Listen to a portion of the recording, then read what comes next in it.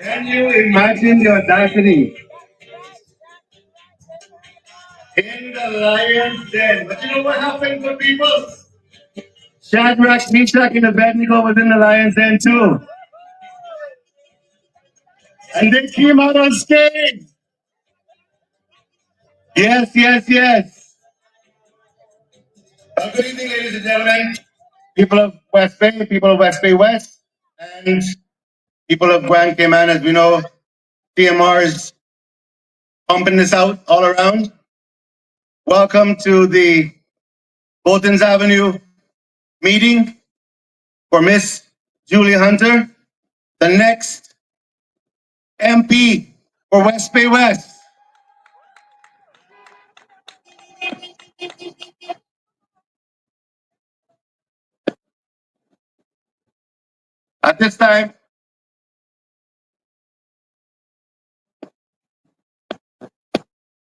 At this time, ladies and gentlemen, we're going to ask Miss Leah, who's going to open us and take us with a word of prayer. She'd come forward.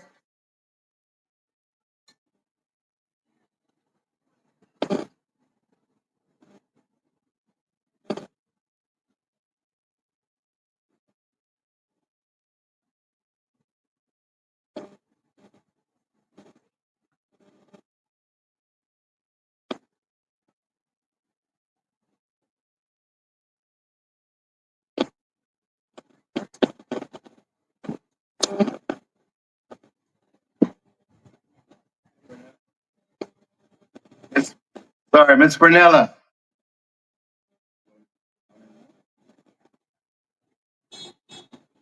Good night, everyone.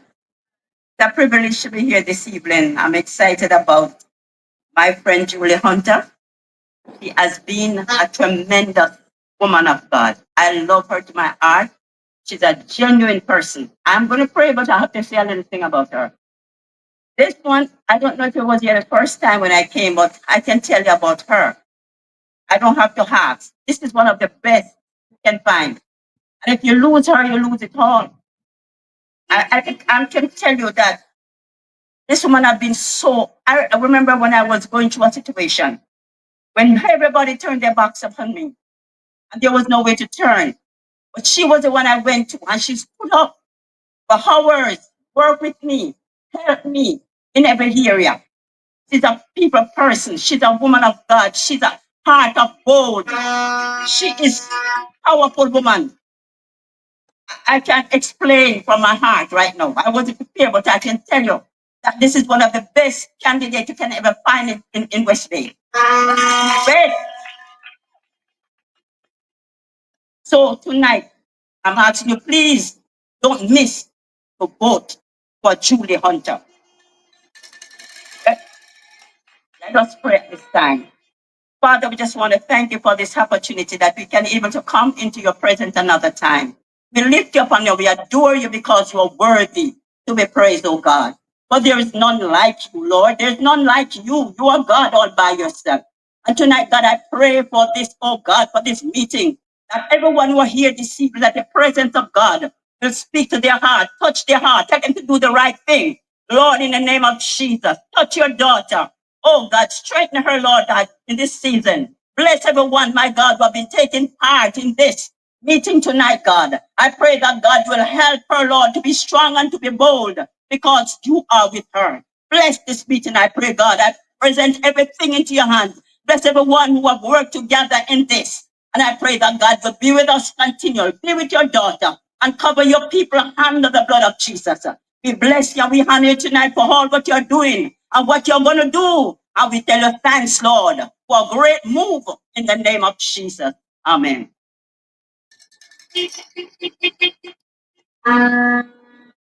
Well, that kind of blessing, I'm fairly certain we are going to be celebrating the night of April 30th.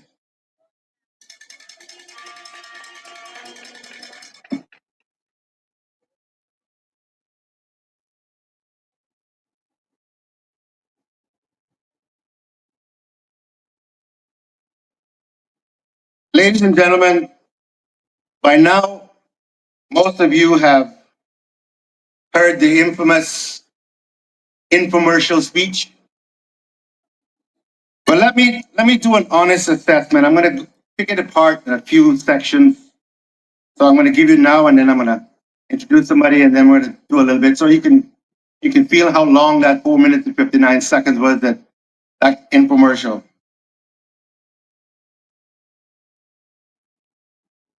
Because I believe it was political propaganda. But as his favorite politician would say, fake news. First, he avoided being accountable by skipping the Chamber of Commerce forum. Can I let you know, ladies and gentlemen, that since 1988, when the Chamber first started its forum, he has attended one debate. And to his credit, he'll say, that's because I don't need to be there, because the chamber is not a good place for doing good for the country, as he said. Well, we the voters know that public debates are an essential avenue for democracy and transparency. Avoiding them shows a lack of accountability and an unwillingness to answer the hard, tough questions that are posed. Oh, and speaking of questions, one of the reasons he doesn't go is because he can't get the questions ahead of time. A leader who truly serves the people welcomes scrutiny in their life, in their political life, and everywhere else.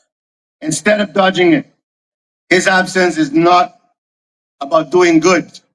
It's about avoiding responsibility to you, the people of West Bay and of West Bay West. One more before I welcome our next guest. I was there. It almost sounded as if that's a song. I was there, I was there, I was there. Taking credit for all of the government projects. Claims responsibility for infrastructure projects, hospitals, schools, financial agreements. The truth is that while he was in government, during those developments, there were teams of efforts driven by multiple administrations, private sector investment, individuals, and civil servants. What is clear, though, is that the one thing for sure that he can take complete credit for is canceling the Cruise Pier project that was signed at 4:55 p.m. on a Friday afternoon. He did that all alone, without consultation with the people or even his party. This pier contract, ladies and gentlemen, would have seen the piers built, and West Bayers in particular, but Caymanians in general, reaping the benefits over these last 11 years, because we wouldn't be going through this controversy right now about build the piers or not build the piers. We had an agreement set, done in stone. And unfortunately, he likes to be like Moses and write a different tablet.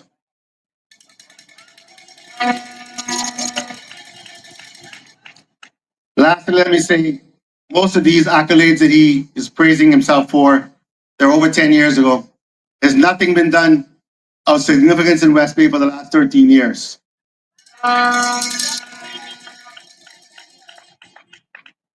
Before I get too crazy with my little diatribe of dissecting Ms. Kiva's fake news memorial, let me invite our next endorser, Miss Janea Combre, who is going to sing the national song for us. Ooh, you guys.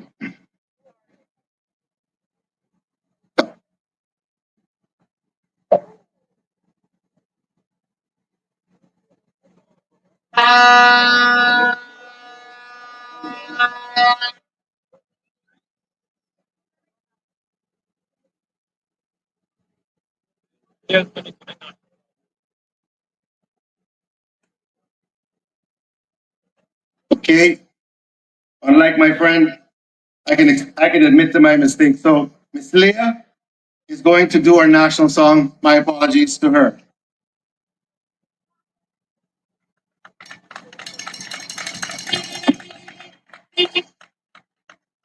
Thank you. Thank you. Good night, everyone. My name is Leah GC. May you all please rise for the standing of the national song.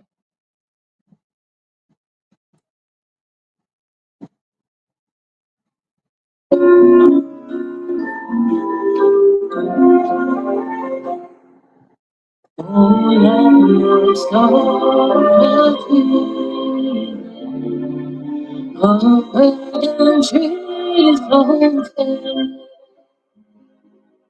will thy creator's glory reflected everywhere. Oh, see your face merge into darkness. When my thoughts fly over, I always think of you. Silent Caribbean, I'm coming back. We soon know you just have to. Although I wander from my heart enshrines the air. And fear came and night. I cannot be for you. Thank you.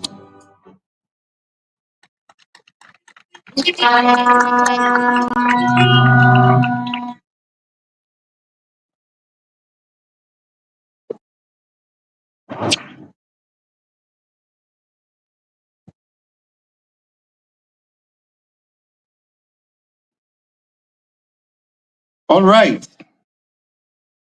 we have a lovely young lady who I've tried to call up before in a different venue. So at this time, Miss Janea Cumbry is going to give her endorsement to Miss Julie Hunter.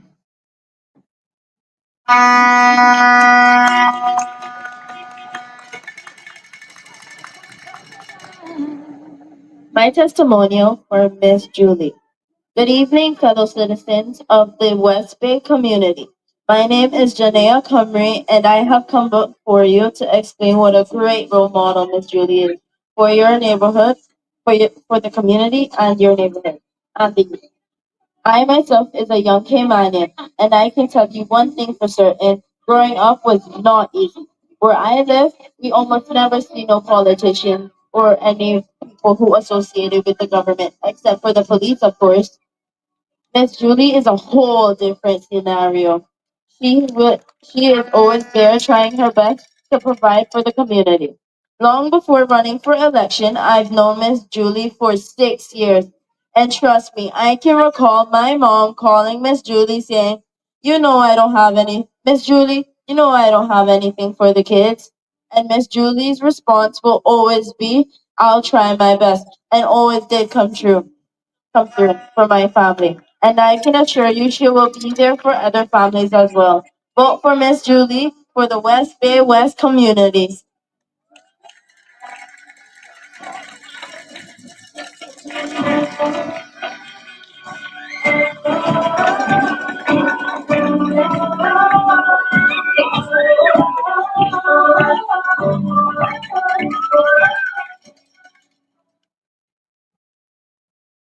I liked all of it, but one of the things that caught my attention was It's not just right now. 6 years she's known this woman called Julie Hunter, and she's been doing good in the community for all that time, not even thinking about politics for all that time.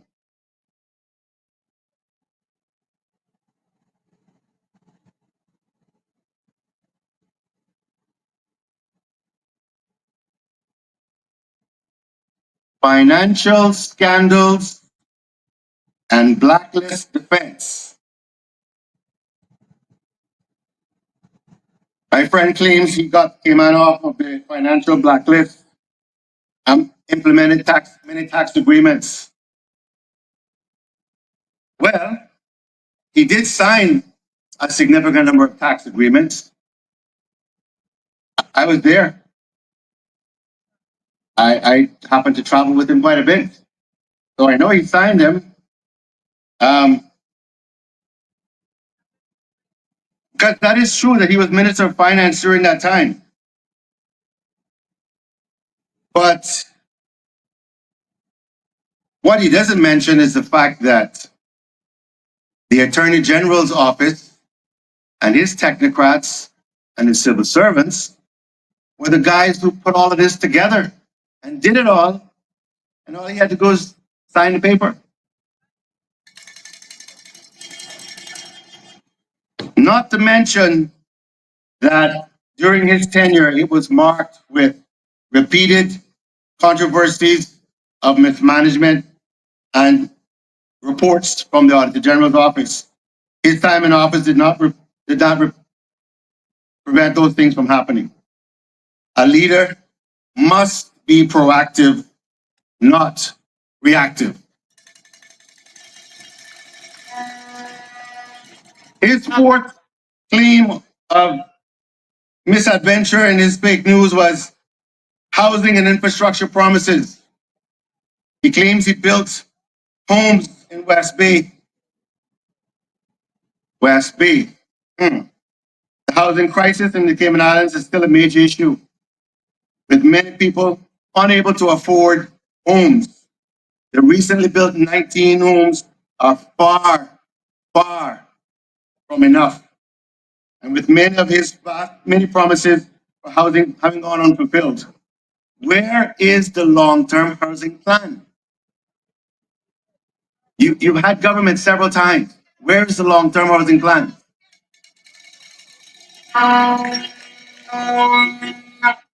Instead of listing some of these minor projects, he should have explained why affordable housing remains an ongoing struggle under his leadership.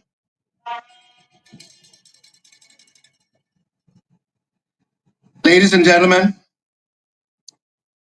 we will now pause this little rebuttal that I have of this infomercial and ask that Miss Dorcas Watson come to the stage to a testimonial and endorsement for Miss Julie Hunter.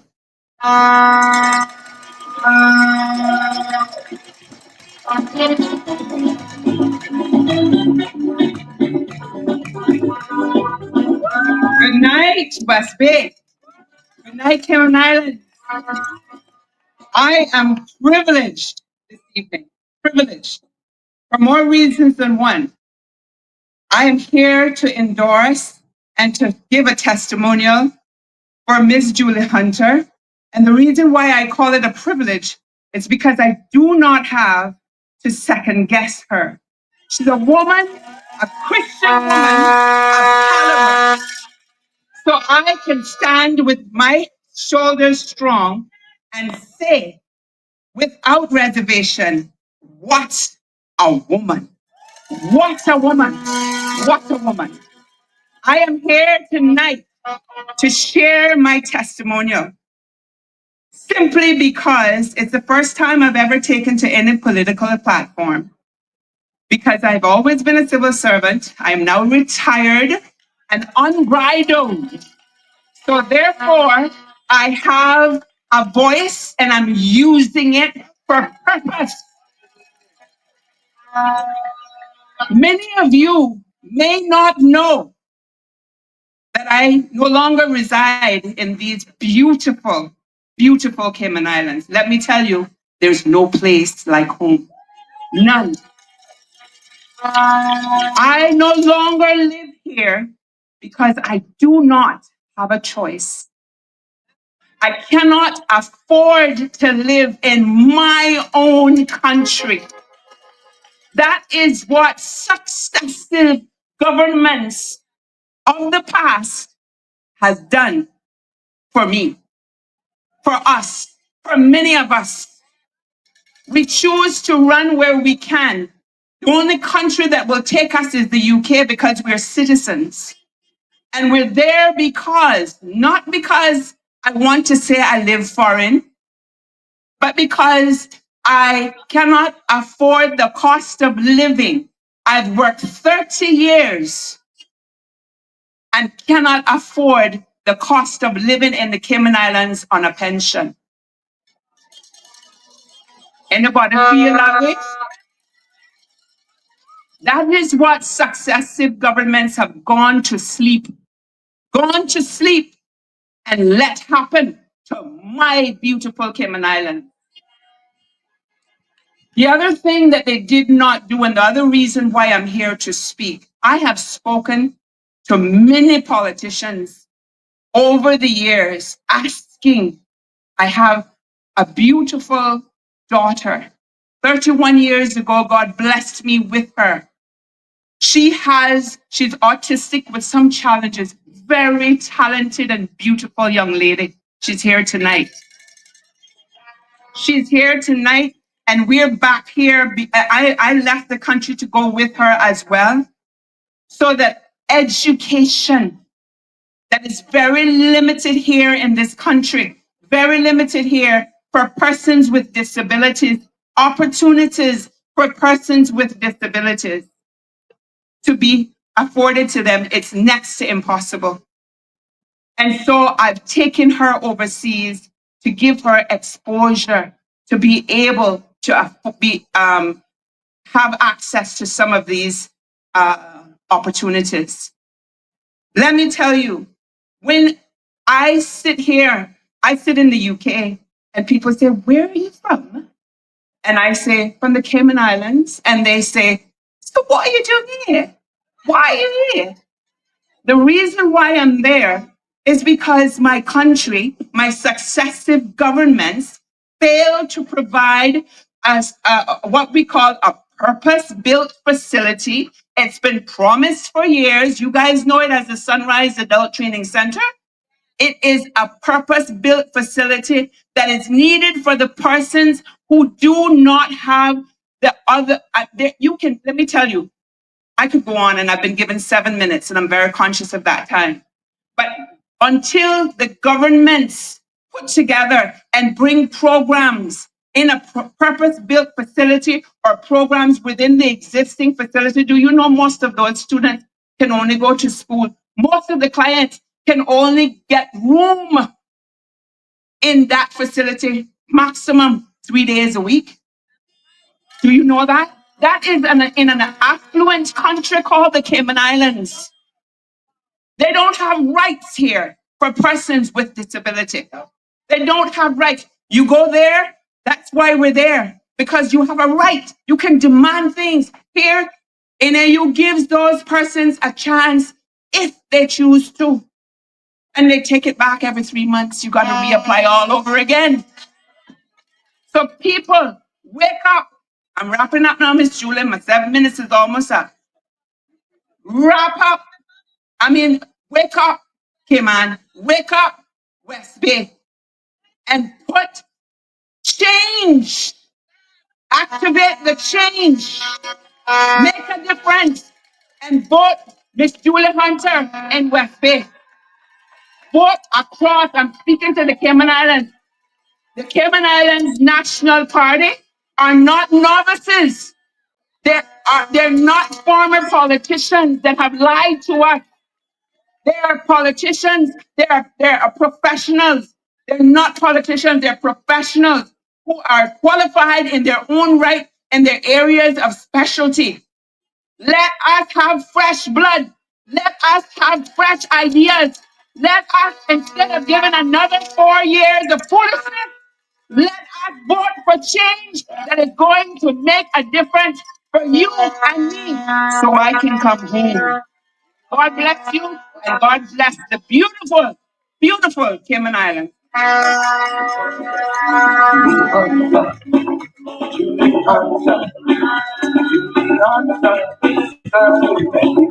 Somebody fired up. Somebody fired up.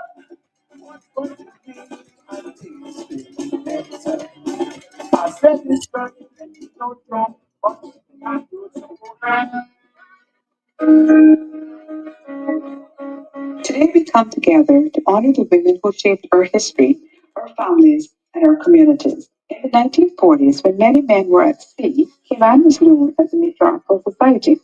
It was the women who held the islands together, running homes, managing businesses, and entire communities with resilience, strength, and an unwavering spirit.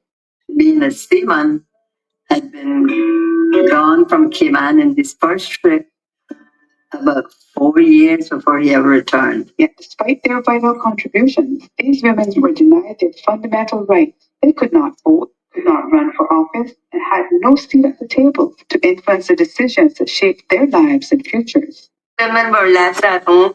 They had to take care of the plantation. They had to take care of the children. We had to go get water from the well to wash the clothes, and was no washing machines and dryers in those days. But then came a turning point. 24 courageous women from Georgetown declared, enough. They demanded to be heard. They were locked up in the town hall, and we didn't know what they were planning or what they were talking about. Women could not vote. Place in Sunday school. They were teachers, but they didn't really push in terms of the politics. I don't even know if the women back then knew that it was gender discrimination or if they knew that it was a violation of their human rights. It was a way of life. It was what we knew. Though their voices were dismissed at first, they persisted. In 1957, 358 women signed a petition demanding change. And in 1958, their bravery paid off when Caymanian women won the right to vote and run for office. A hard-fought victory that forever altered our history. Locked up in the town hall, and we not knowing what they were planning to do. I was happy to sign, and so were my girlfriends. We were most eager to sign, and we did. I was thinking, well, it's time for women to have some rights too, and I was happy to sign that, and I signed that. It would mean the beginning of something where women had the right not to feel inferior to men. Because of their struggles, we stand here today with voices that echo through the generations. However, our fight is far from over. Too many women in Cayman still face barriers, lower wages, fewer job opportunities, and a harsh reality of domestic violence, psychological abuse, sexual abuse, and a society that often struggles to hear their cries for help. Far too many continue to suffer in silence, unable to access the protection and justice they deserve. Today, we do more than honor the past. We build the future. We are here to ensure that every woman can thrive in a community where she is supported, protected, and empowered to become the leader she was always meant to be. It is time we create a society where every woman who comes forward is believed, where our laws and policies and resources reflect true equality, justice, and respect. Who is touched by a decision should have a hand in it. And women need to be sitting on the boards, and they need to be in the legislative assembly where they make decisions for their families, because women are good at that.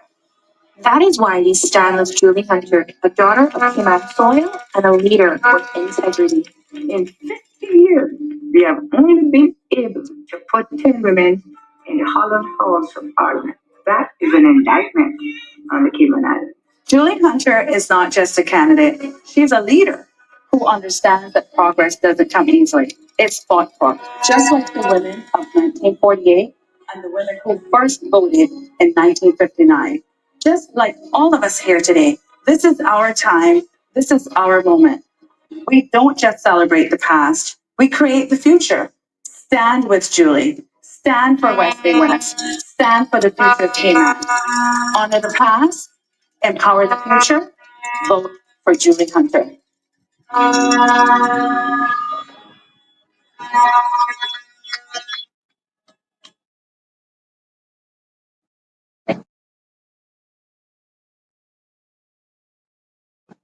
Yeah. Wow.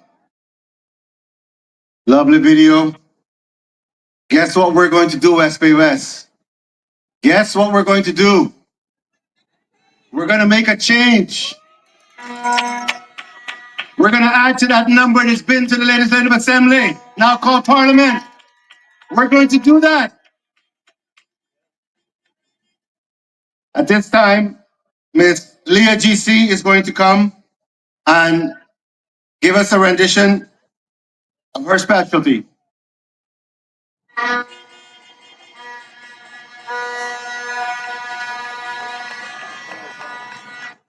Pleasant good night again, everyone. Me again. First, I would like to thank Miss Julie and the whole CNP team for having me here tonight. I truly appreciate it. Tonight, I'm going to be doing an original song of mine, which I feel is fitting for the occasion. It is called Win the War. And I feel during this time, we're going to have a lot of negative talk, a lot of people trying to box us in a corner, a lot of people trying to tear us down. But let them know that we are ready for battle and that we will. Yes, yes, yes. And let them know that we will indeed win the war.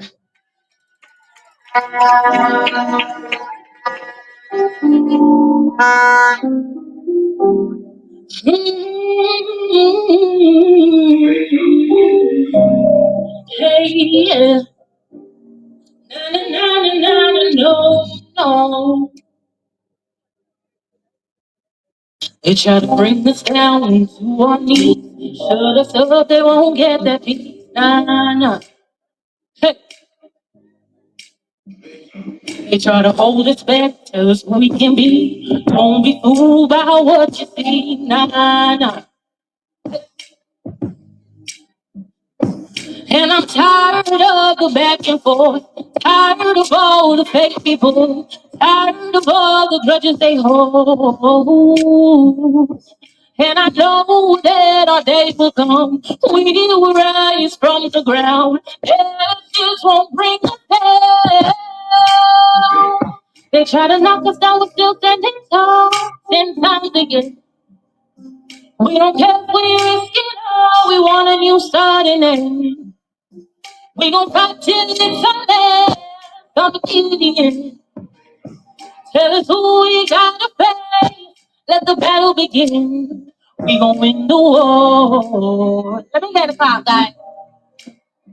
We gon' win the war. We gon' win the war. There we go. We gon' win the war. The war. Listen. They try to find us out, tell us we can't move. They don't have the power and they can lose. See, we are child of God, don't get it wrong. Demons ever sing our song. No, and I know that they're trying hard. No, they want us on our back. No, they want us deathless. But no, they won't get that chance. Our faith is stronger than any man. This is our beginning. They try to knock us down, we're still standing tall. 10 times again. We don't care if we risk it all. We want a new starting end. We gon' fight till it's our last. Don't get in. Tell us who we gotta face. Let the battle begin. We gon' win the war. Hey. We gon' win the war. We gon' win the war. Hey, we gon' win the war. The war. One more time. They try to knock us down, we're still standing tall. Stand tongues again. We don't care if we risk it all. We wanna use that again. We gon' fight till it's silent. Come and get in. Tell us who we gotta face. Let the battle begin. We gon' win the war. Thank you all.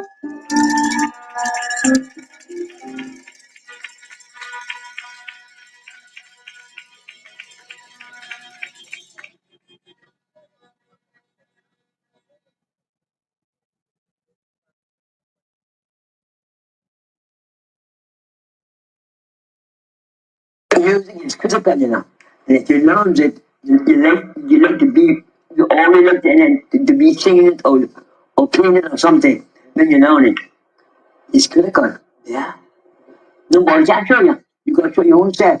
Because I had a cousin was a fiddler, and he said, I don't know you how to beat the drum. I said, no, no, no, no.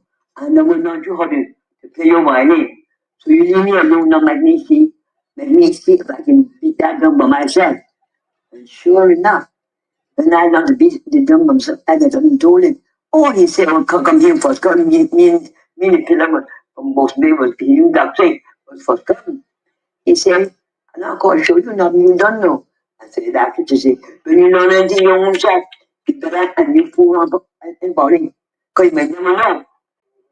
If you do that person, but you try your best yourself, you let it through. I do that. That's right. And I'm not all, I really play from the Henry, time after time. Yeah, yeah. That's right. The Macadamia team come here and do me good. Me and Ben in friendship a long time ago. I used to play piano music. Good music. Mr. Henry paid me good, treat me good. I mean, he's been in friendship for years. Me and Mr. Henry, his family, been in friendship for years. Yeah, yeah. That's right. So when you're ready, you can sing songs. Just 2, 3, or whatever. Yeah. Good, very good. Okay. I don't want no chubba potato, chubba potato, chubba potato. It's my company. All that you can have,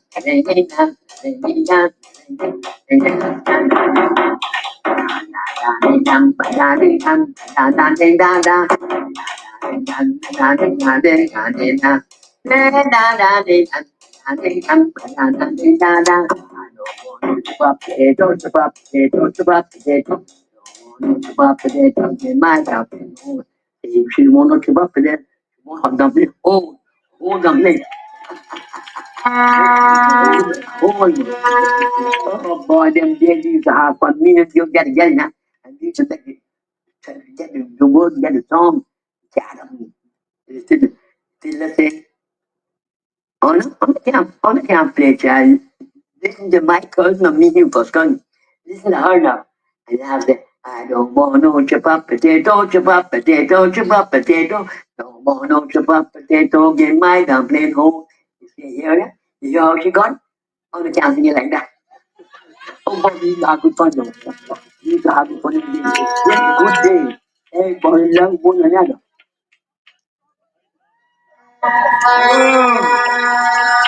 Ladies and gentlemen, you don't get no better than that. Have you noticed the theme tonight? Strong women and culture. We've lost a lot of our culture because they don't believe us Caymanians can be Caymanians. We have to be something else. But listen to that, Julia. I don't want no chip up potato. I want my dumpling whole. Ladies and gentlemen, I'm privileged to call him my friend. We've known each other for all my life. Most of his, because he came a little bit late. But we've been friends through primary school and high school and many other duties since that. He's the one person we gave it dead scared of.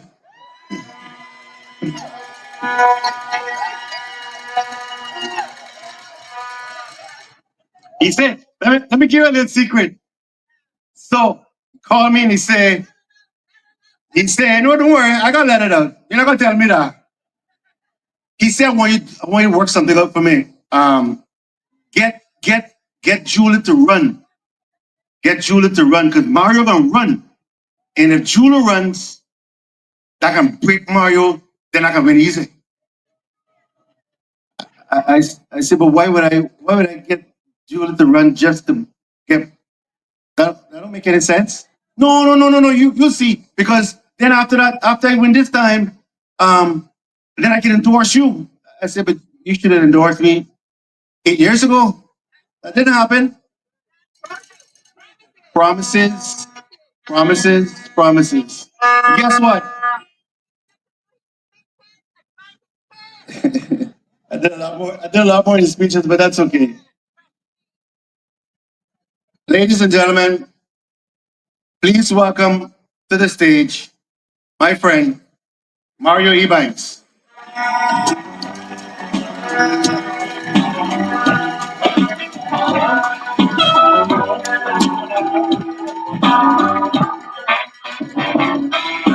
Shepherd never give up on his flock.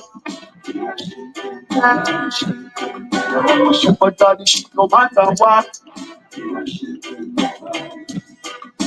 Shepherd on the sheep when they are lost.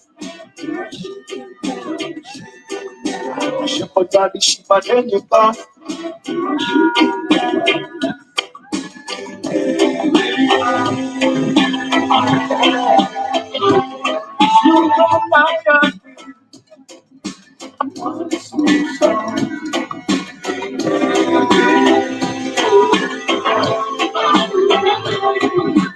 Shepherd boy. Shepherd never give up on this flock. Good evening, ladies and gentlemen, and to my friend, the Master of Ceremonies. As he pointed out, we were friends from when we were little boys at John Cumber Primary School, then called the Town Hall School. And his brother Charles is also here, and Charles went to school with my brother George. And Paul and Brian, they were also with us, but they were a little younger. I'll tell you about Julie, a little later.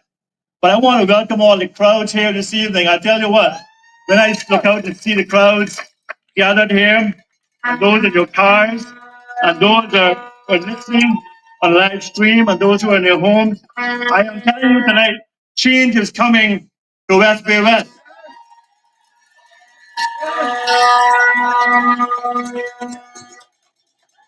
It's indeed a pleasure for me to come here from Coral Gables in Northwest Point to this lovely spot this evening to address you, to endorse my friend, to endorse the next Member of Parliament for West Bay West.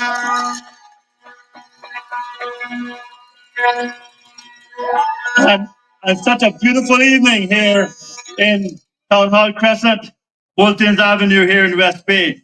Cool evening, and it couldn't be better. And that's why campaigning in this time of the year is so special. But my friends, those of you who live here in Bolton's Avenue, Oswald Drive, Town Hall Road, and Evans Close, change is coming to West Bay West.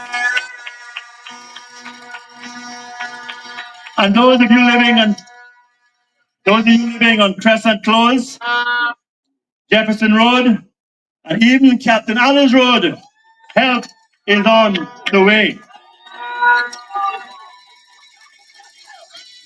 Those of you living on Doddridge Crescent, Skyway, 3rd Avenue, 4th Avenue, Uncle Jimmy's Lane, and Zacharias Road, the time has come to vote for positive change in West Bay West.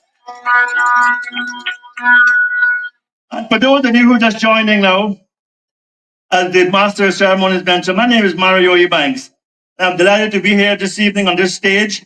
I am happy that after all these years, I'm sharing the stage with Lonnie, my friend, and also Julie, I keep saying Julie, who's also been a good supporter, good advisor. But I'm here tonight to endorse this lady, the special candidate and the best choice to be the next Member of Parliament for West Bay West. This is Julie Hunter.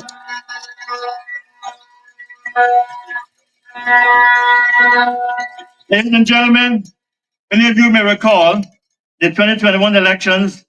I was a candidate for a seat in West Bay West, competing with the father of the house, the incumbent, who lives very near this spot. And that election, we came within 27 votes of creating the biggest political upset in Cayman's history.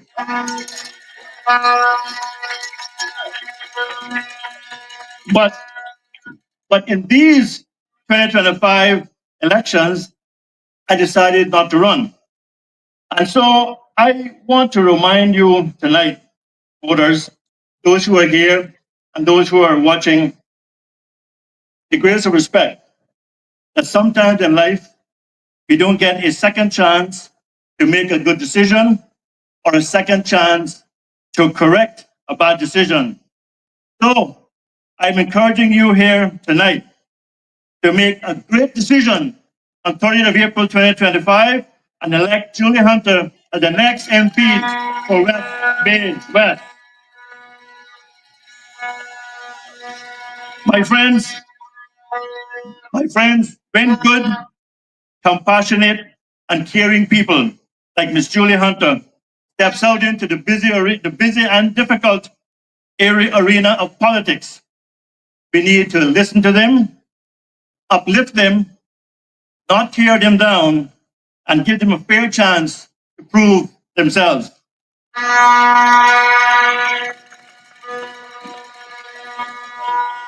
My friends, during my wonderful committee campaign in 2021, and some of those members are on Ms. Julie's committee, wonderful people. And during that campaign, Ms. Julie Hunter came on our platform, did a prayer and said some remarks.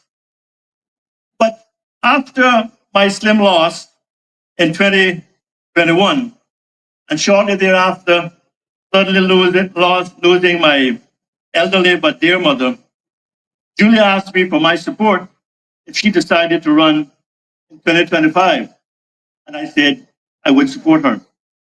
So tonight, I come here to return that favor, to keep my word, and to endorse Julie Hunter as the next MP for West Bay West.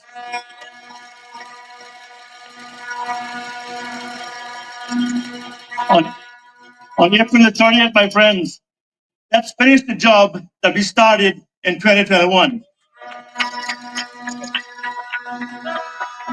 By finishing that job, I mean electing Julie Hunter and telling the MP who is now the incumbent, it's time for you to go.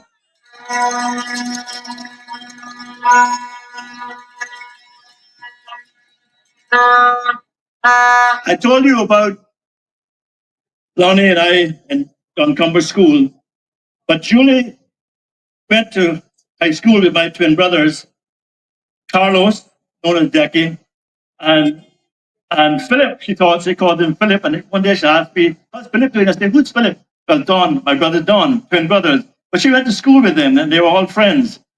And she's been a devout churchgoer and Christian from a young age, starting right here in Northwest Point at the Pilgrim Holiness Church, now Wesleyan Holiness Church.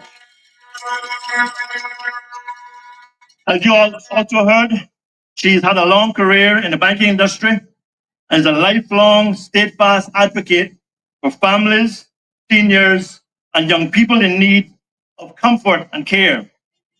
Ms. Julie Hunter is a woman of integrity, of courage, of decency, and a great role model, as you saw the young lady say tonight, a good role model for women, for girls, and for families.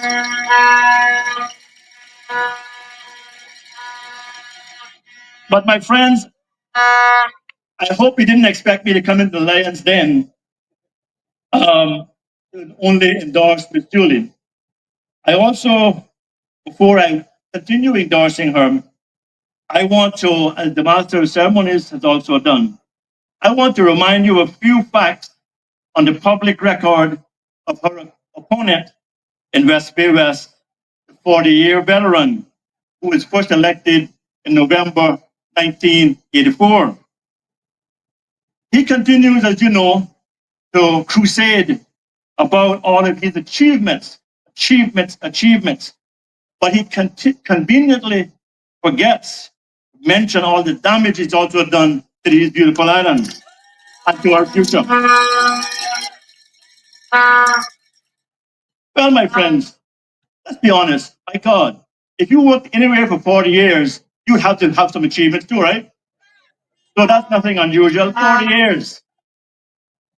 Yes, so he has had some achievements, and some were good through his long 40-year career. But he also has had a number of firsts, and many of those are not really things to be very proud of either. So here are just a few from a long list.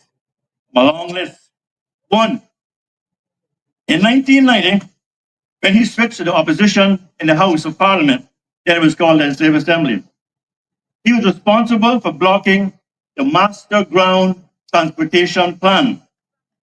And to add insult to injury, they did not even reserve the road corridors for future roadways.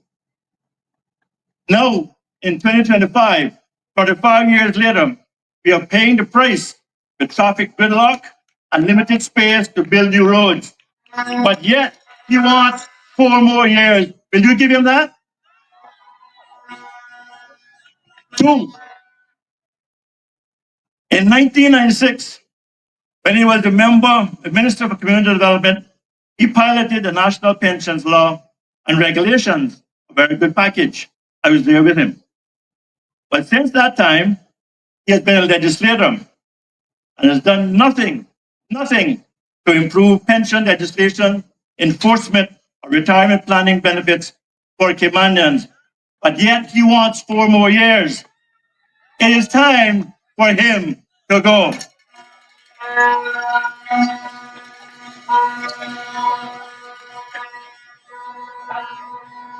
Number 3,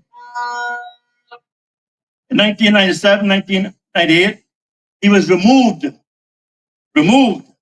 as a member of the Executive Council, now Cabinet, after the collapse of the First Cayman Bank, in which he was a member of the Board of Directors. Many West Bayers and Caymanians lost their life savings in that bank's collapse. But yet, he wants 4 more years. Number 4, in 2003, 2004, when he was leader of government business in the then UDP government, he was the main architect of a very unusual and disruptive immigration fiasco. You all know what I'm talking about. I don't have to say anymore. I will speak about that later on in the future. Suffice it to say that never in the history of the Cayman Islands has so much damage been done by so few. And ladies and gentlemen, are you going to thank him again for this damage to this country by re-electing him? Or are you going to tell him it is time for you to go into retirement, my friend? Number 5, when he was premier in 2009, 2012, he did a deal with the DART Corporation called the NRA Agreement, which saw a section of the 7 Mile public beach, as well as a section of the original West Bay Road, closed to vehicular traffic. Closed. We only have 1 roadway in that section of West Bay, into West Bay.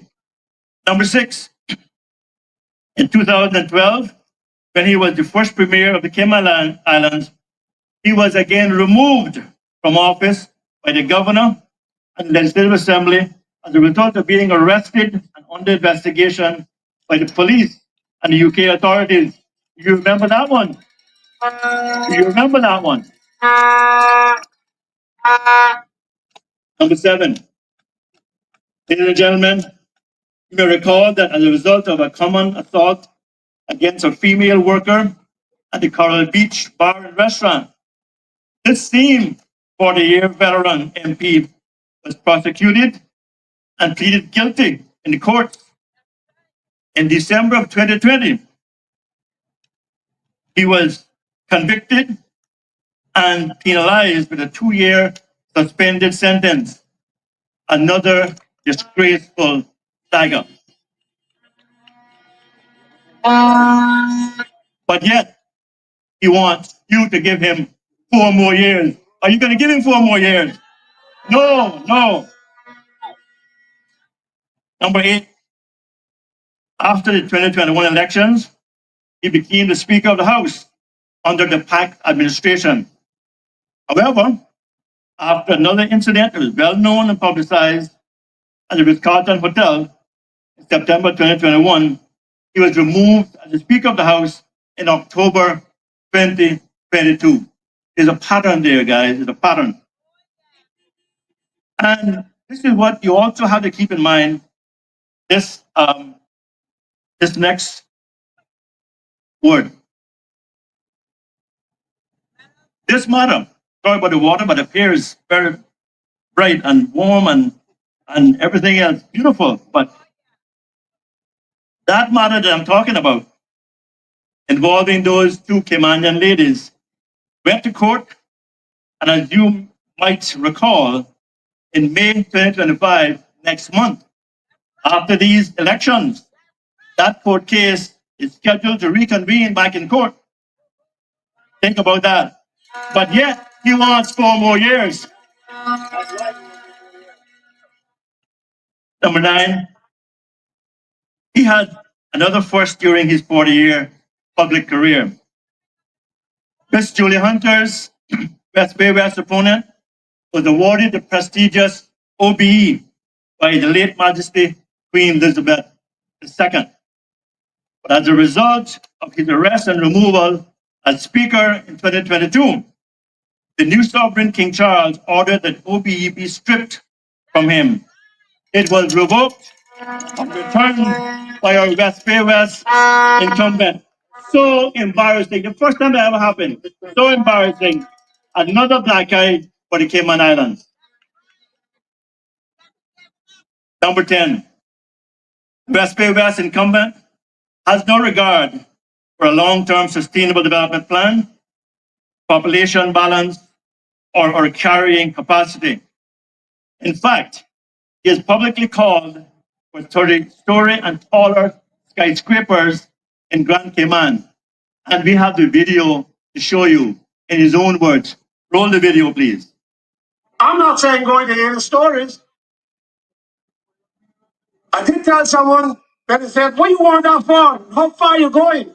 Don't you see that can't work? I said, man, look up there. I must tell you, ladies and gentlemen, she looked up and she said, how far do you think you want to go? I said, you should have cloud up there just below that. We can put housing there rather than having to go all over the place where your cost has grown out of limits, or reachable limits for you.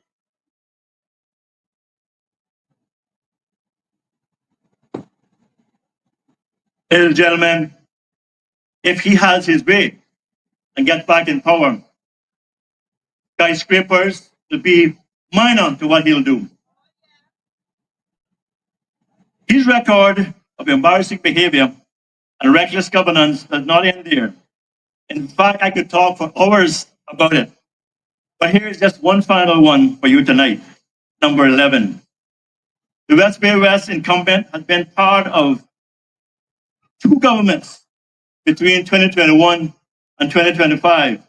The PAC government and then his own new UPM government. But those 2 governments have spent billions of your dollars, of taxpayers' dollars, billions with a B, and also borrowed $400 million in the past 4 years. He's been a part of those 2 governments, and they have more than doubled the national debt of the Cayman Islands in that 4 years. And yet, he has the audacity to want 4 more years. Will you give him that? West Bay West voters, I submit to you that on 30th of April, you need to take revenge on him for his damage and embarrassment to these islands and to West Bay. So I'm asking you, I'm pleading with you, I'm going to do it with you. flog him at the polls and help Miss Julie Hunter beat him, not by just 27 votes, but by a landslide.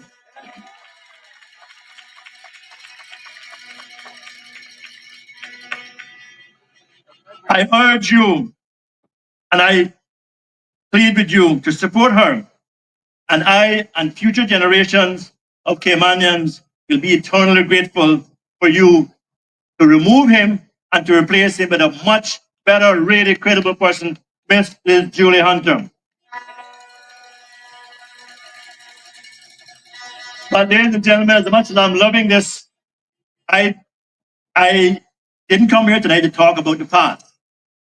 I'm here to talk about the future.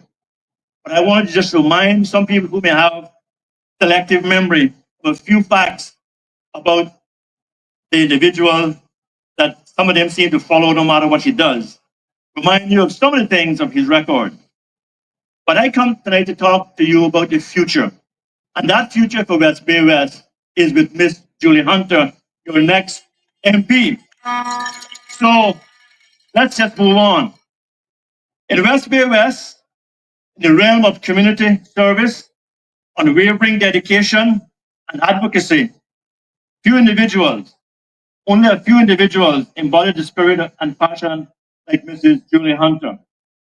As we consider, ladies and gentlemen, the qualities that define outstanding community leadership, we can look at the illustrations of the Good Shepherd from the Holy Bible. And I hope you enjoy that song that was playing when I came up. It's called Sheep in Meadows. It talks about the Good Shepherd. It's by Third World. And the album is called More Work to Be Done, which is really fitting.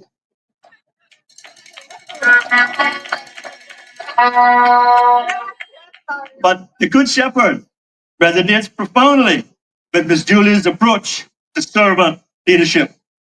In the 10th chapter of the Gospel of John, Jesus declares, I am the Good Shepherd. I know my sheep, and my sheep know me. In her role as a community advocate, Julie Hunter demonstrates a keen and deep understanding and connection with the young people and the elderly whom she serves every day. She listens attentively, understands their struggles, and works tirelessly to provide solutions and to enhance their lives, not by handouts, but by hands up. Hands up, giving people help and helping themselves.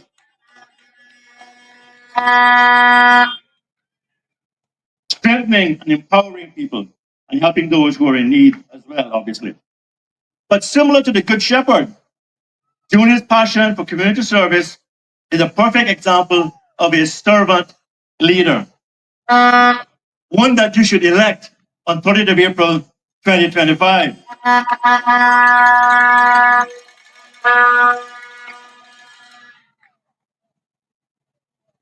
I can say confidently, and I feel it in my heart, that Julie's actions restore hope and bring a sense of peace and security to all those whom she serves. Whether it is in good times or times of difficulty and uncertainty, the Good Shepherd or a servant leader remains steadfast, providing protection and comfort. And my friend, when we elect Julie Hunter, she will be your servant leader, your Good Shepherd, and my servant leader.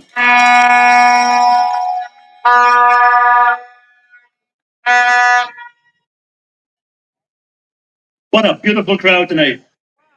Gorgeous. Thank you all for coming out. Julie's unwavering commitment to the well-being of others, her integrity, and her compassion makes her the best choice to lead and represent the West Bay West community. So let us support Miss Julie Hunter and entrust her with the opportunity to continue to do her noble work, guiding us towards a brighter and more inclusive future for West Bay West, West Bay, Grand Cayman, and the entire Cayman Islands. So, so my dear West Bay West voters and friends here tonight, and those watching on live stream on social media, and those at home in all parts of our constituency of West Bay West. For those of you living on Abraham Drive, Agwaleen, Alex Powery Road, Alexandra Close, Knowles Crescent, Reverend Blackman Road, Halloween, Astro Close, and Banson Drive, if you want real immigration reform, better job placement and career planning for returning Caymanian college students, safer communities, better early childhood education, flourishing tourism and financial services industries, and environmental protection with sustainable development. If you deserve that kind of positive change, then you deserve a servant leader. It is time to elect Miss Julie Hunter.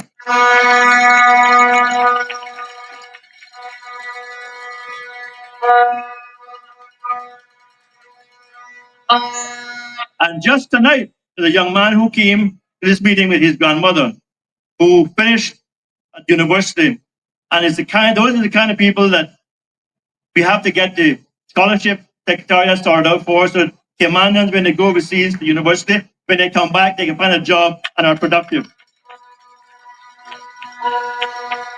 He's right here, the Genevieve's grandson. And to those of you living on Barnett Close, Port Street Hill Road, Boston Bay Road, Fountain Road, Town Hall Crescent, Hell Road, Finch Drive, Canary Lane, Schooner Lane, Four Mast Close, and Belma Banks Drive.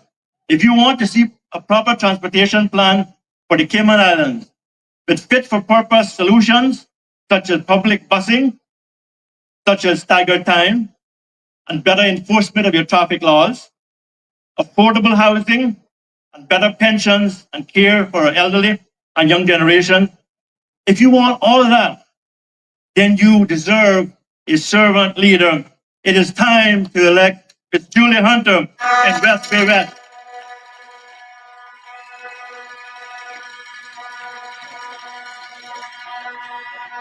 To those of you living on Northwest Point Road, Coral Gables, Watercourse Road, Ebanks Road, Glidden Lane, Dill Lane, Lighthouse Gardens, Joseph's Drive, Malawenas Way, Miss Daisy Lane, Topaz Lane, and Worthing Drive.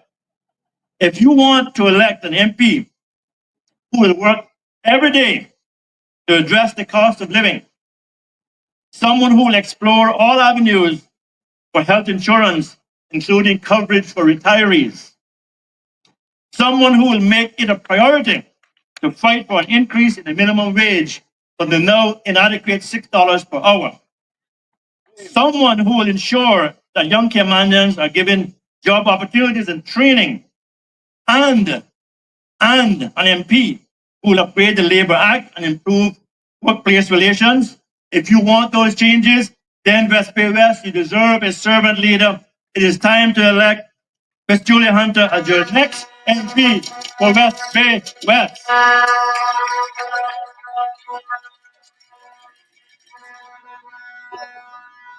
Miss Julie's dedication to her community, her passion for advocacy, and her servant leadership align beautifully with the qualities of a good shepherd and a servant leader.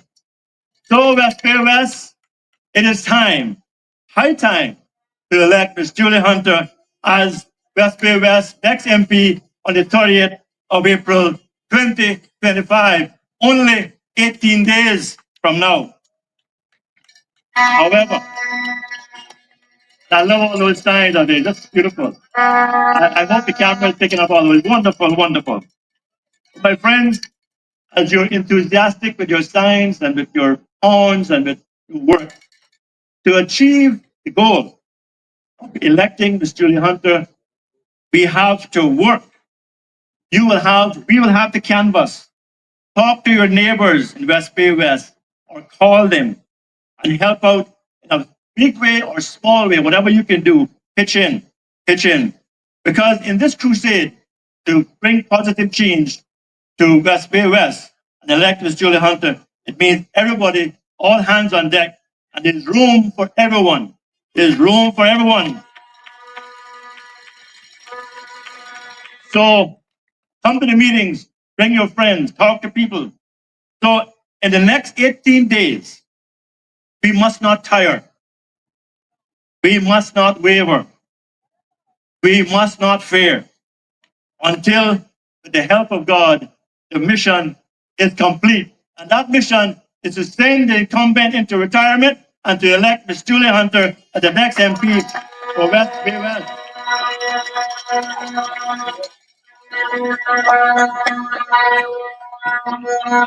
And if we do the work in this journey, late in the night of 30th of April, the reward will come. When the good news is announced and heard that change has finally come to West Bay West, then we will all celebrate. And I see Mr. Remington is on his feet. We'll all celebrate and sing together that old Negro hymn of old, free at last, free at last. Thank God Almighty, we are free at last. West Bay West, it is time to elect Julie Hunter. Let's go out there and finish the job. Thank you very much. God bless you and good night. Mash up on your body, but on this fly. Mash up on your shit, no matter what. Mash up on your shit when they are done. Mash up on your shit, no matter what. Mash up on your body, but on this fly. Mash up on your shit, no matter what. Mash up on your shit when they are done. Wow. Think good gonna happen in this year. And I found that I made it. Yesterday's gone and a new day has appeared. And I am grateful that I made it. Blessings gonna find me. Oh, yeah. Gonna find me. Oh, yeah. I'm missing money gonna find me. Yeah, yeah, yeah, yeah, yeah, yeah.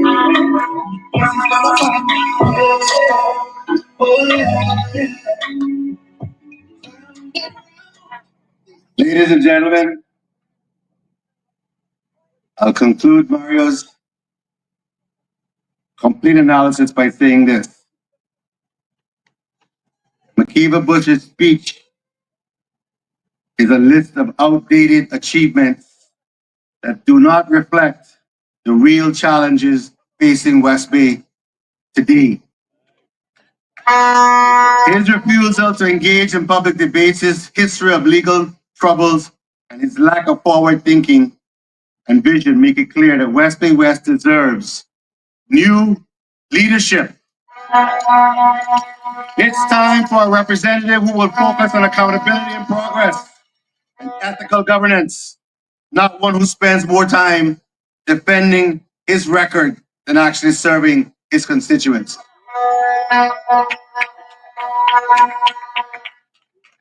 Ladies and gentlemen, please give a warm West Bay welcome to the next member of parliament for West Bay West, Ms. Julie Hunter, a woman of the soil, whose character is above reproach and who will fight for your needs and concerns from day one. A woman I proudly call my sister, Julie Hunter.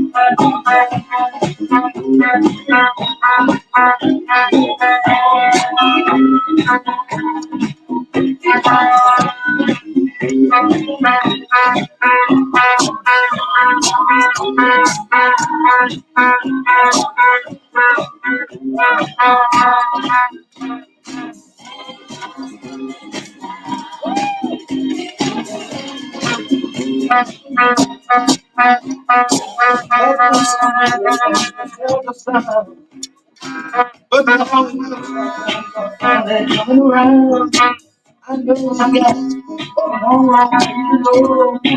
But we won't let nothing hold us back.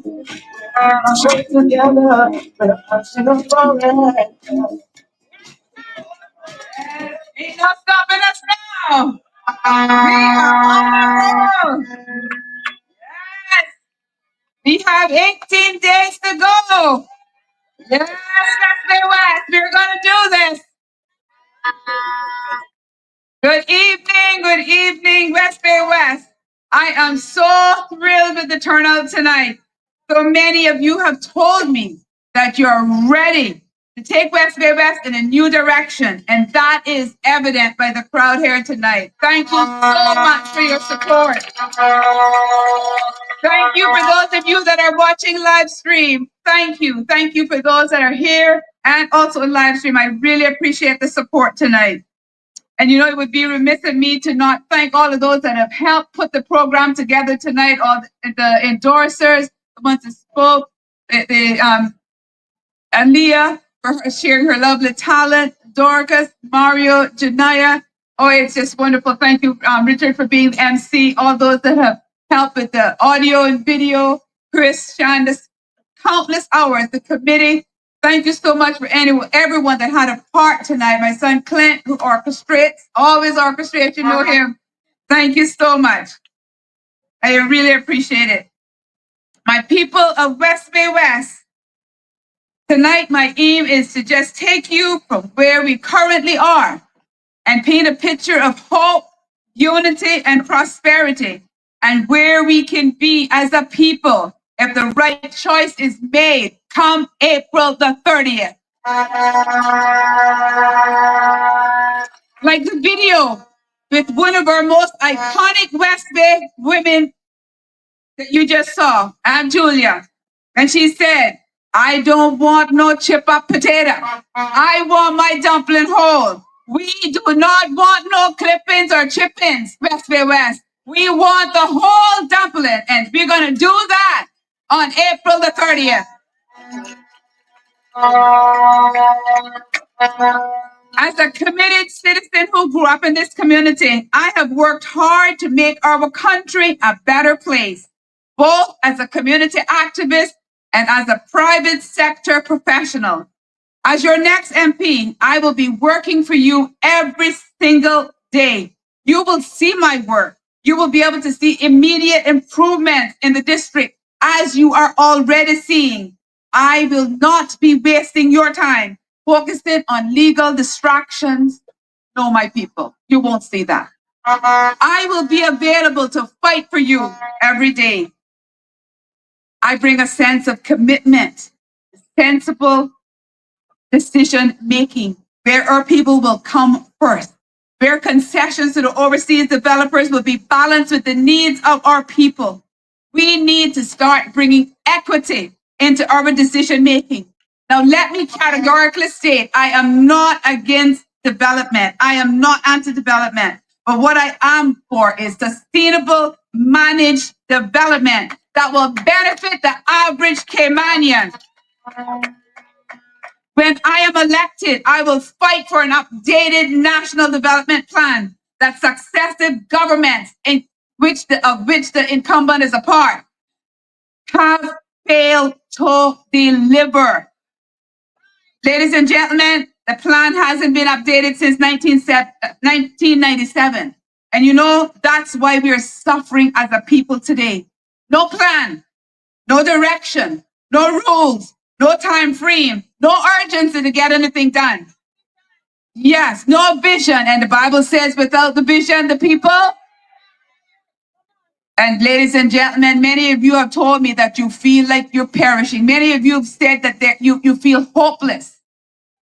That's because they've had no vision. They haven't put anything in place. The framework has not been there. So anything goes. Ladies and gentlemen, I say we need to take this country in a completely new direction. We have slipped down a slippery slope following proven, stable leadership by career politicians. And this madness must stop, ladies and gentlemen. It must stop. I bring a sense of urgency to our economic reality of being stuck with a potential $26 million deficit by the end of 2025. Think of that, ladies and gentlemen.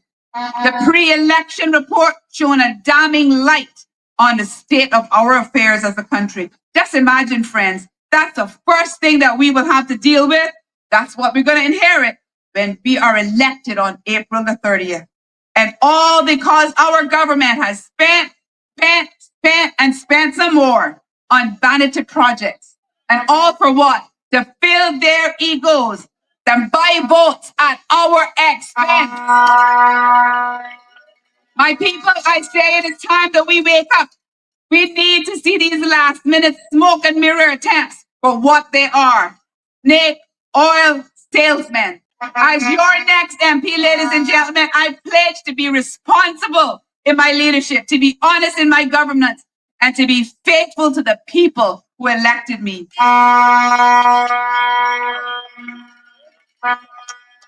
And ladies and gentlemen, just to let you know, I do know how to budget.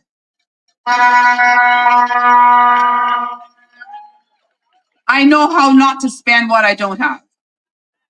I know how to not place my hat higher than I can reach it. I know all those things, my friends. Just saying, my friends, if you can't manage your own finances, you have no business managing ours.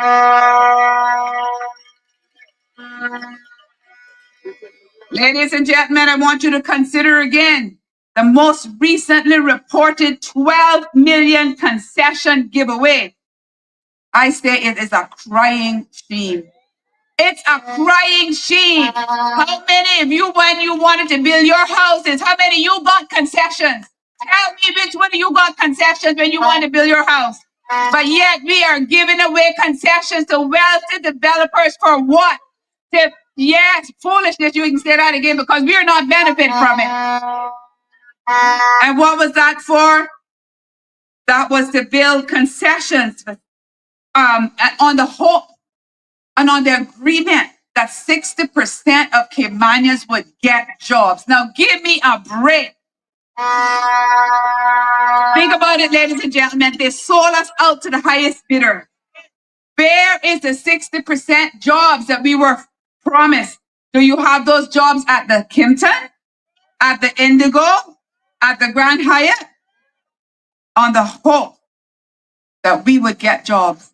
Ladies and gentlemen, that 12 million could have built a lot of Caymanian houses. And you know, the last time I checked last week, there's over 1,000 people on the national housing list of applicants. Over 1,000 people right now that need houses.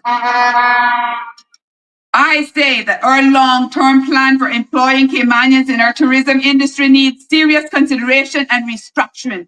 We need elected officials who will take this travesty of justice serious and do something about it. Our Caymanians were the ones that built this industry, and yet we don't have a part in it today. Ladies and gentlemen, that's a crying shame.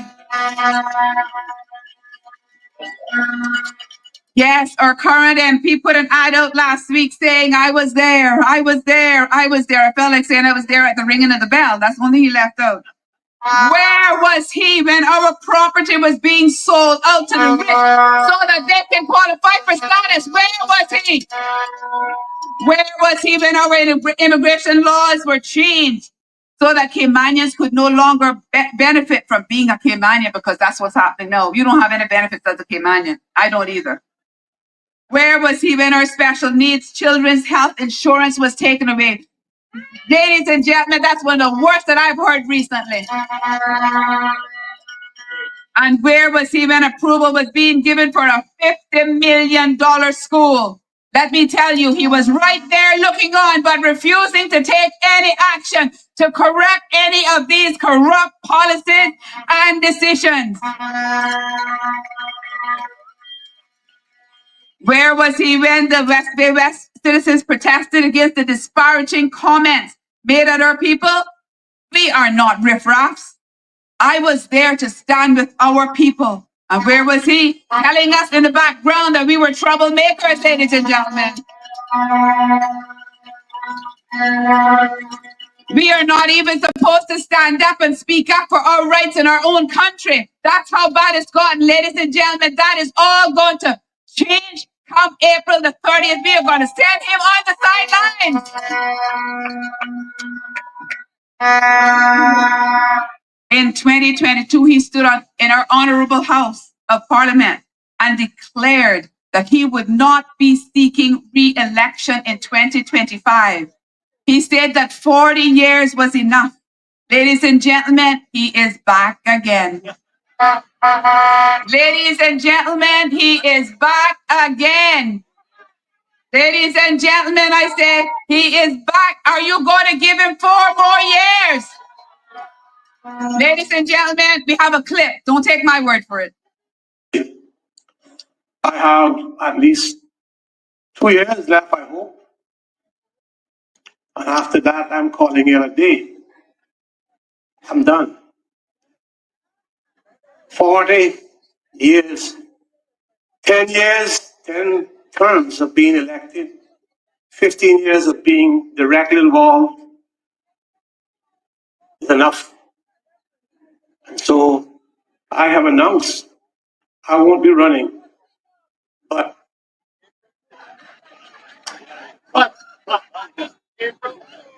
I'll leave you to fill in the blanks, ladies and gentlemen. Fill in the blanks for me. Oh my goodness. And then to have the audacity to say when he was asked what he was running again, he said there's still more work to be done. And ladies and gentlemen, I am not here to discredit any of the current MP's past achievements. No, I would not do that. We all know he has had many achievements, but you heard tonight also about some of those things that weren't so good. But we'll leave that there. But what I am here to highlight is the lack of progress in our community for the past 12 years. And I say that without fear of contradiction, the last 12 years. I want you to show me what you have seen in West Bay for the last 12 years. We are not going back to past glories. We must go on to the future. We must have a future-driven leadership. West Bay, we have been left behind. No infrastructure upgrades to keep up with the population growth that our current West Bay West MP continues to say is all fine and going as planned as per his Radio Cayman debate. There has been no repair of our docks, no promised police station, no civic center. And he continues to say he has not been in policy making for the past 12 years. Maybe we need to ask the incumbent why he no longer has a seat at the policy making table. He was the former premier. He was the former minister of finance. He was the former minister of tourism, all of which gave him a front row seat at the policy making table. Show the clip, ladies and gentlemen. West Bay certainly has grown. We now have 18,000 people. And so while we just cannot do everything one time. And I certainly haven't been in policy making for a long time. Since 2012, I have not been policy maker. So why are we paying him then? If you can't help your district, you're not policy making. Why are we paying MPs like that? I don't understand. Help me understand, ladies and gentlemen. You know, I get very upset when employers tell our young people, you need experience, or you're not qualified, or you're overqualified. They are not willing to take a chance on our young people. And if they don't have opportunities in their own country, tell me where are they going to have opportunities, ladies and gentlemen? We need to do better. Our young people deserve better. You know, so many of them go off to university, they study hard, they get their degrees, and they get their education and come back, and some of them highest honors, ladies and gentlemen. They're eager. They come back with ambition and passion and ready to make a career for themselves and give back to the island, only to be turned away time and time again until they get so discouraged they give up. And that is what's causing a lot of the mental health challenges that we see happening today in this island, ladies and gentlemen. Those are some of the things our young people are facing. And I say tonight, I stand committed to doing all within my power to make their future better, ladies and gentlemen, better and brighter for our next generation, to give them back their place in our island where their voices can be heard.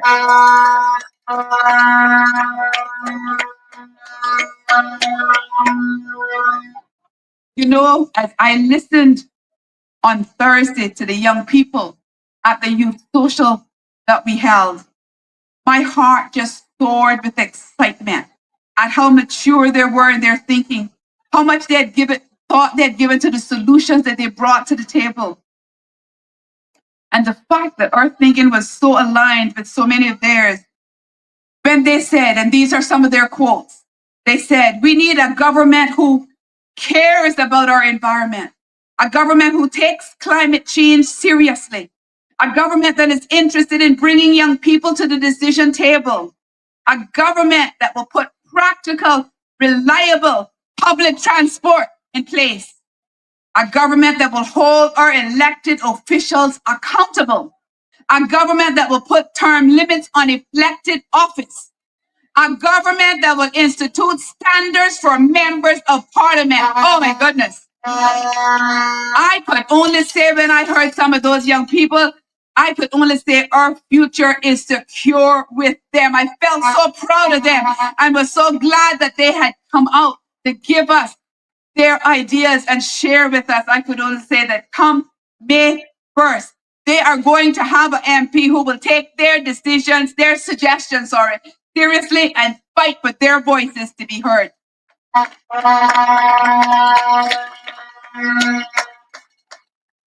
The current MP has taken time to revert to his same old style of politics, mudslinging. His most recent attempts to peak me has been try to peak me as a trainee. That's the latest word, trainee. But you know, ladies and gentlemen, what this actually does is it highlights his own lack of honesty with his own misleading words. As memory serves me correct, it was the current MP who awarded me at the Heroes Day Award in 2013 for services to the youth. And I was also awarded again in 2023 for services for services and volunteerism. But yet he is referring to me as a trainee. Ladies and gentlemen, it takes 5 to 10 years of service within the community to even qualify, right? But yet he is saying I am still a trainee. And all I'm saying to him is it seems like I've been training for a very long time. Behind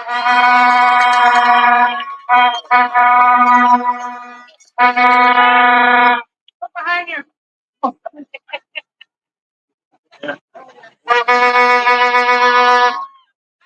That was in 2013, sorry. Yes. You've heard me say that every one of us must be willing to participate and actively participate for this fight for Cayman's future. You've heard me say that at most of our meetings. We must take this responsibility serious.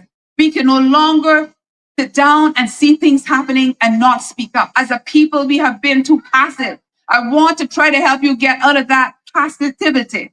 It's times when we have to be Caymankind, but it's time when we have to stand up, ladies and gentlemen. And this is the time when we have to stand up and say, no more. This is the time when we have to hold our representatives accountable. We must hold ourselves accountable as well. We must speak up and we must stand up against injustices to our people. We must put our people first. And when they are not first, that is a gross injustice against them. This is our country and we should be first. We must demand that our leaders serve us now, not look back at 25 years ago and what they did 25 years ago. That is not helping us now. We need future-driven leadership. We need leadership that will look at what's happening now in our society and see the fact that we are overrun. See the fact that We are 35% in our own country. See the fact that everywhere you go, all you see is a concrete jungle, and yet we expect tourism to thrive. But you know what the tourists are saying? We didn't come here for this. We came here to see culture. Ladies and gentlemen, when I am elected, our culture is going to take first place. We are going to bring back our culture. Yes, that's going to be brought back. When I went to Africa, I know you heard me say this again, but it just bears repeating. Everywhere I went in South Africa, I could tell that I was in South Africa. When they come to Cayman, they can't tell where they are. They see Filipinos, they see every nationality. I don't want to call it any nationality, but they see every nationality at our points of entry, at our airports, in our restaurants, in our hotels. They see everyone else except a Caymanian. Ladies and gentlemen, this is an injustice. And these are the things I'm talking about. If we're not willing to speak up, if we're not willing to say what we mean and mean what we say and stand up for ourselves, we are going to continue to get overrun until soon we are going to be at not 35%, we're going to be at 20%. Ladies and gentlemen, wake up.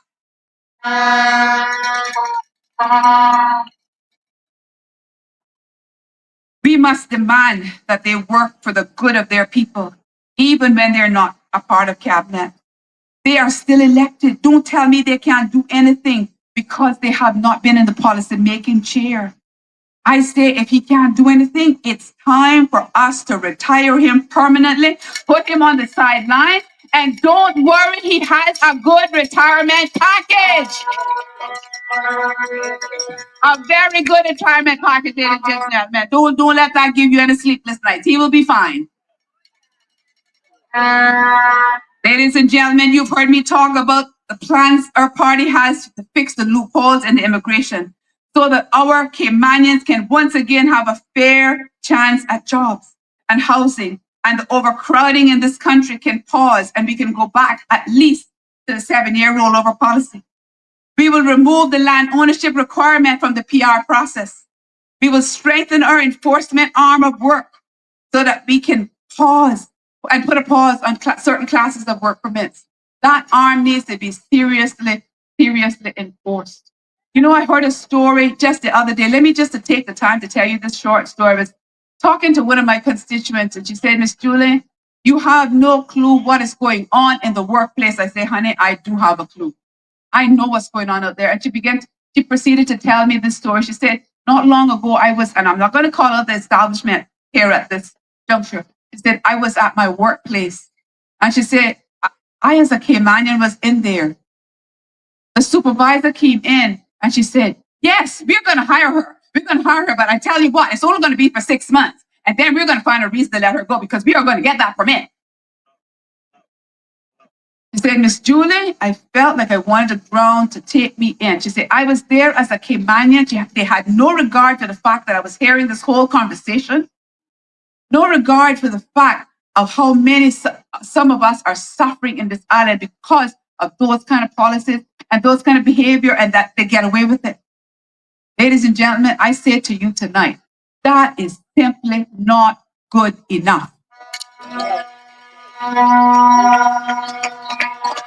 And that is why I'm telling you that we are going to enable the work department. We're going to strengthen their enforcement arm so that these type of unscrupulous employers can be weeded out and dealt with. And when they ask us for another permit, I will be able to say to them, you know what? You keep that Caymani that you hired that you said you were going to keep for 6 months.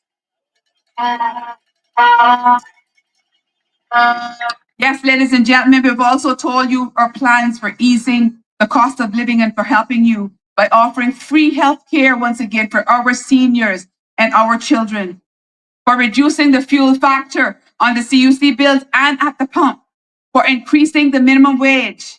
We've also told you about our plans to revamp education, to demand more apprenticeships from our private sector, to put a trade school in place, to ensure that our returning students is linked to a job upon their return, and that our commitment to have a national workforce register up and functioning within the first 30 days of us taking office, to ensure that our children are better exposed and trained for the jobs that exist in the Cayman Islands, to ensure that those that have learning disabilities will be identified early so that they can be put on the right path, so that they can be educated and put on the right path, so that they can be citizens to take care of themselves in their own country. We have told you our plans for taking care of the elderly. You know, I would love to see us have a multi-purpose civic center that can serve as a senior center within our district, that we can house our seniors through the day. And you've heard me say this, that is my vision, that they will be taken care of. They're the same ones that, yes, they are the same ones that walk to South Sound, to Kakpa. They're the same ones that maintain their grounds and fish to feed their families. They're the same ones that went to sea, risking their lives to send money to raise our families. And they're the same ones that managed the homes, took care of the children, and built the house while the husband was at sea. Ladies and gentlemen, I say they deserve the best that we can offer.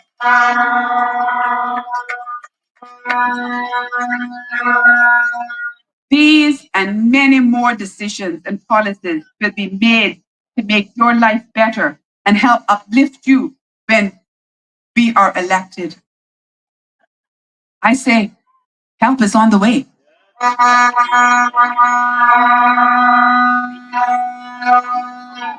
But the question is tonight, folks, are you going to let me and the Cayman Islands National Party do our work?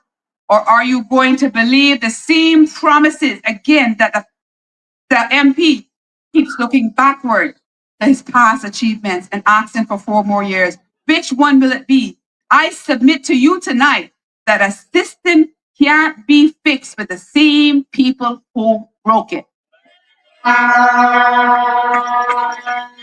That's impossible, folks, and it's called the definition of insanity, doing the same thing over and expecting a different result.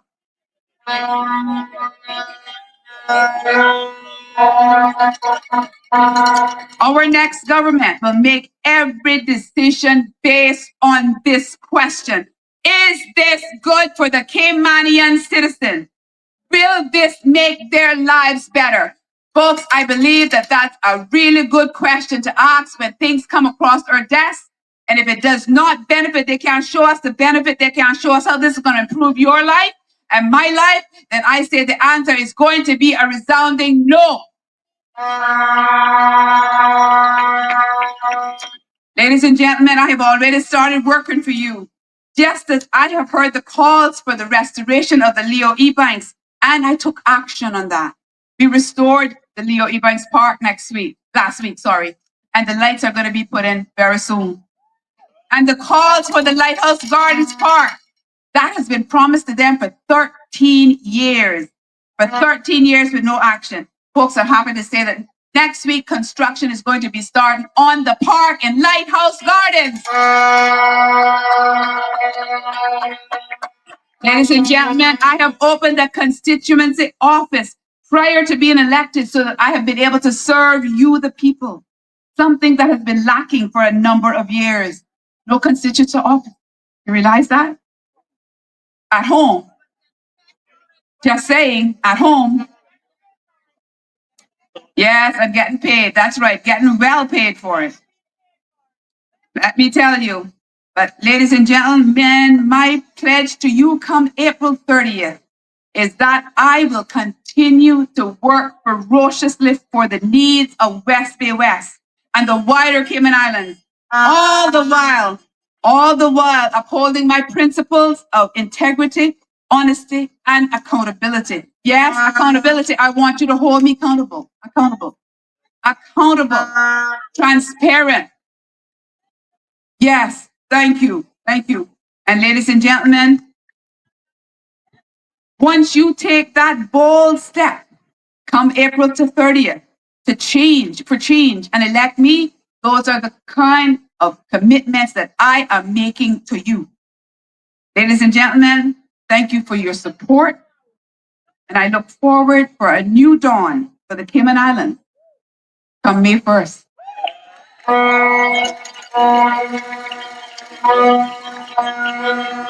But like Mario said, it's going to take all of us. It's going to take all of us, ladies and gentlemen.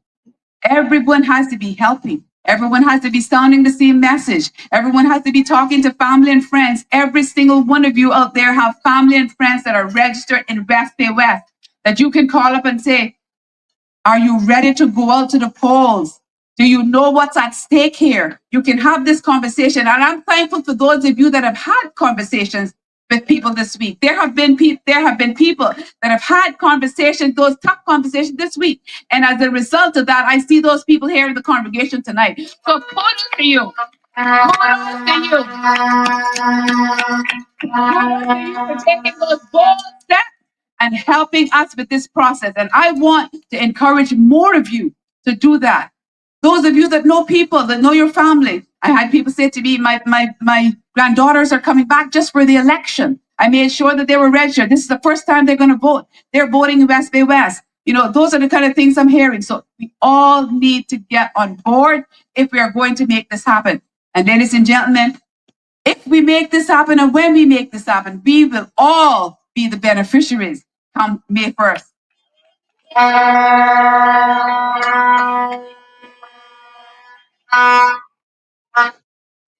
So on April the 30th, what an exciting day. Somebody told me that it's going to be their birthday. And she said to me, oh my goodness, if you're elected, Miss Julie, we have to have a party to celebrate that, plus my birthday. She said, that's going to be the best birthday present I will ever have.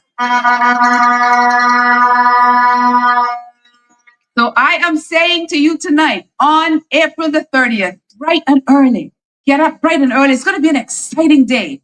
We're going to be running around. We're going to be energized. We're going to be getting people to the polls. You know, my team is getting all that organized. So it's going to be an exciting day. So listen, get up early. Get it out of the way before, like the old people say, before the sun gets too hot and before the lines get too long. Get it out of the way. And I want you to remember that if you need a mobile vote and if you're going away and not going to be here and you need a postal vote, the deadline for that is April the 17th. That's this week coming. So ladies and gentlemen, if you're in that category, you need to let me know so that we can get your application to you, okay? So everybody is going to get involved. And on April the 30th, we're all going to go out and we're going to vote for number 2 on your ballot, Mrs. Julie Hunter. Amen. May God continue to bless you, these my beautiful people, and continue to bless the beautiful Cayman Islands. That's why we're doing this, folks, because we love you, because like Dorcas said, this is our island. And I just want to let her know how much I appreciated her coming and share her story, because there are so many stories like that tonight, ladies and gentlemen. People that have had to leave our own homeland to go abroad because of the situations and policies that we have in place here, and the lack of opportunities. You know, I know a pensioner right now, her pension coming in at $497 per month.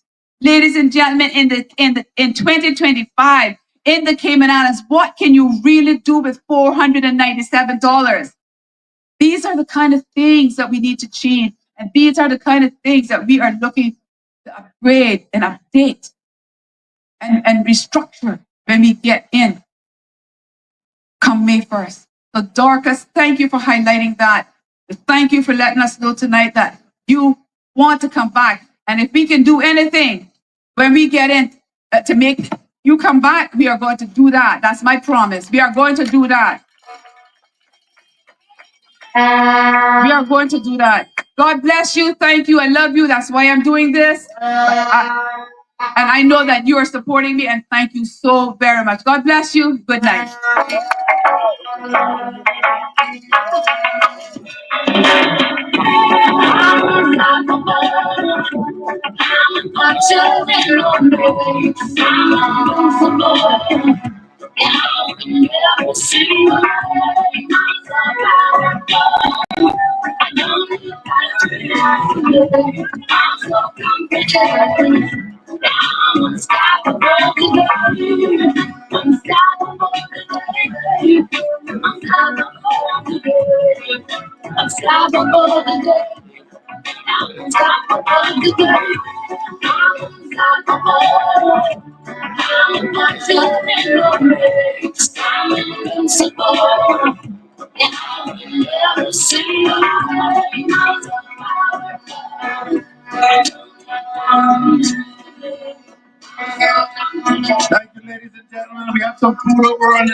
Gold, green, purple.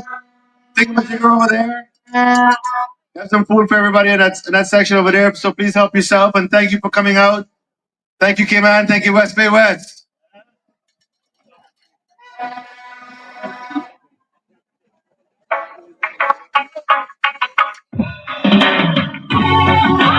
I'm